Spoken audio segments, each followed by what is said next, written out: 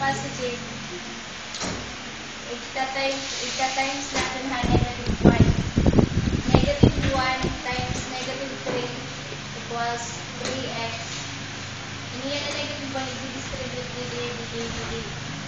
Tapos negative 1 times negative 3, positive 3x. Ito na yan ang positive dahil sign. Negative 1 times negative 2, may himo na negative 2y. Negative 1 times positive 5, may himo na negative 5. Tapos ako na din yan na doon resultahan pag-himo natin na standard form. Tapos x minus 2y equals negative 3. 3x minus 2y equals negative 5.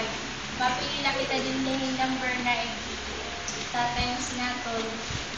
So, lagyan na x, i-valuein na x 1 man. Itatimes din ni itong 3. Ito itatimes natin din ni itong 1. 3 times, inihiyan na 3. Itatimes, i-distribute natin yung x, negative 2y, negative 3. 3 times x equals 3x. 3 minus negative 2y, negative 6y. 3 times negative 3, may na negative 9.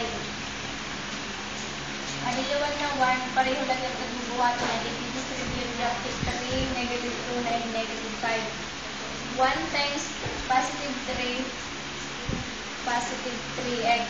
1 times negative 2y, negative 2y. 1 times negative 5, negative 5. Dili ko man hiya makakancel kay papreho man di natin na sign. So mapili kita nga din na duwa na equation. Ita-times natin negative 1 bisan na tayo hindi na duwa na equation. Ipili ko na equation number 1 din times ko negative 1 para magkaibay kaya sa sign. Negative 1 times positive 3x ay hiya na negative 3x. Negative 1 times negative 6, magpareho man ito yung sign, mahihimi yan na positive 6y. Negative 1 times negative 9, mahihimi mo na positive 9. Tapos, ang liwat na equation number 2, ikakati lang ako bibigya. Tapos, pwede naman ipagpareho na number kasi mag-iba na sign, makakancel ka niya na 3. Negative 3x, ang positive 3x, mahihimi na 0. Tapos, positive kasi hiya, i-add na hiya. Positive 6y plus negative 2y may him na 4 sign positive kay mas damo may him 6 may him na positive 4y. Tapos 9 plus negative 5 may him na positive 4.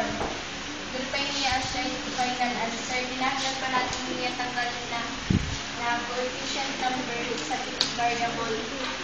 Natin buhat ulit, i-divide ta by sides 4.